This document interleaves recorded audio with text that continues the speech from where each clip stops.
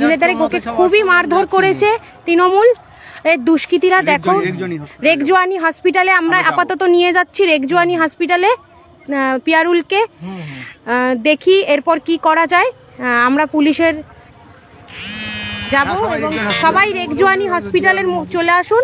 এই সবাইকে ফোন করো। পিয়ারুলকে অসম্ভবভাবে মেরেছে, এখানে একটা জায়গায় পড়েছিল, মানে রক্ত, এই যে আপনারা দেখুন কিভাবে মেরেছে, রক্ত এই যে দেখুন আপনারা। পিয়ারুল কিছু বলো একটু। আজকে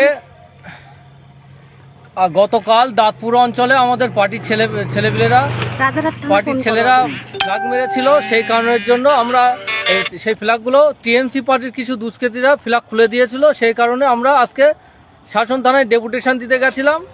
ডেপুটেশন শাসন থানায় দিতে গিয়ে টিএমসির দুষ্কৃতী বাহিনীরা আমাদের উপরে হামলা করে, শাসন থানার সামনেই হামলা করলে শাসন থানার পুলিশ আমাদের নিয়ে ভিতরে বসে রাখে এবং ওখানে শাসন থানার আপনার ওখানে ব্লক সভাপতি যে আছে, শাসনের ব্লক সভাপতির নেতৃত্বেই এই ঘটনাগুলো করা হয়েছে।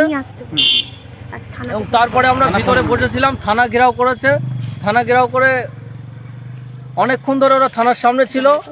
মনির নেতৃত্বে এটা হয়েছে, মনি ছিল, আসেদ ছিল এবং শাসন অঞ্চলের যে যুব সভাপতি সেও ছিল। এবং তারপরে ওখান থেকে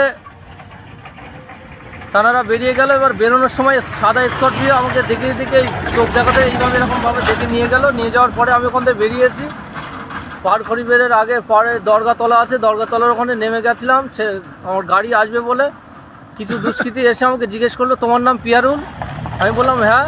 এবার পিছন থেকে একটা লোক আমার মুখ ধরেছে, মুখ ধরে আমি তারপরে জানি না, এখানে আমি একটা দেখলাম এই ঝিলের পাশে পড়ে আসি, আমি জায়গাটার নামও জানি না। এখানে আসার পরে আমি তারপরে আমাকে বললো যে তুই বারাসাত 2 নম্বরে কোনোদিন ঢুকবি না। তাদের মুখও আমি চিনি না, মুখ একদম এইভাবে বাঁধা ছিল, ডাব বাঁধা ছিল, 3-4 জন ছিল। বললো বারাসাত 2 নম্বরে ঢুকবি না, আর কাল থেকে যেন পার্টি না করা হয়। 2 নম্বরে ঢুকলে আজকে তো ভালোভাবে বলছি ছেড়ে দিচ্ছি, পরের দিন তোকে মার্ডার করে দেবো। এবং আইএসএফ যেন এই 2 নম্বরে আইএসএফ নিয়ে কোনো ঢুকবি না, তোর হাত পা ভেঙে দেবো। আজকেই দিতাম, আজকে শুধু থানা বলে আমি তোকে কিছু বলিনি। ঠিক আছে, স্টপ করে দিন। আচ্ছা, পুলিশ রেগজোয়ানি হসপিটালে যাচ্ছে। এইভাবে কিভাবে দেখুন, এইভাবে পিয়ারুলের ওপর অত্যাচার হয়েছে, এইভাবে পিয়ারুলকে। হ্যাঁ বলুন কি হয়েছে। আরে আমাদের এখানে লাগালো, হ্যাঁ শাসন থানার তিনটে বাইক ছিল। আমরা চা খেয়ে হেঁটে হেঁটে আসছিলাম আমাদের গাড়ি আনার জন্য। হ্যাঁ এবারে হঠাৎ করে আসলো, এসে বললো তোমার নাম কি? একে জিজ্ঞেস করলো, আমি সাইডে ছিলাম, আমার কাছে কাপ ছিল। এবার ও বললো যে আমি পিয়ারুল, বলে এই ব্যাপার, গাড়িতে উঠো। গাড়িতে উঠে একজন পেন্দারতে রুমাল দিয়ে করেছে, আমার মাথায় বসিয়ে লেছে।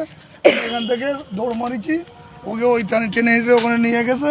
আমি 4 দোকানের মধ্যে নুকিয়ে ওখানে দেখছি, ওই ফাঁক দিয়ে দেখছি ওরা 3-4 জন এরকম হাঁকাচলা করছে। তারপরে ওর মারধর দিয়ে ওরা এখান থেকে দুটো গাড়ি এদিক চলে গিয়েছে, আর 2টো গাড়ি এদিক চলে গিয়েছে। ওনায় আমার খুঁজে দিকে আসলো। আমি 4 দোকানে বললাম যে এই ব্যাপারে একটু যাবেন, তো বলছে আমি বাবা যেতে যাবো না। আমি বললাম আপনি একটুখানি আমার একটুখানি এগিয়ে দেন। এসে দেখলাম ও ওখানে পড়ে আছে। আমি ওকে ডাকলাম, ও বলে বাবু আমি এখানে কেন? আমি বলি এখানে তোমার ধরে নিয়ে যাবো। আমি পালিয়েছি গাড়ি থেকে লেপে, আমি দৌড়িয়েছি, আমার ধরতে পারিনি। একটা গাড়ি ছিল বলে আমার ধরতে পারিনি, এখানে একটা গাড়ি ছিল। এখান থেকে আমি পালিয়ে ওই 4 দোকানে চলে গিয়েছি। 4 দোকানে মানে ওই সাইডে একটা ঘুমতে, যেমন আমার থানার সামনে ওপেন মেরেছে, থানার সামনে ধাক্কা দেখি করেছে জিয়াউল শাসন থানার, যেগুলো দেখে নেবো হাত পা ভেঙে দেবো।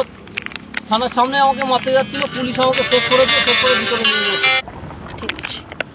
তাও 2টো আঙুল দিয়ে দেখাচ্ছে।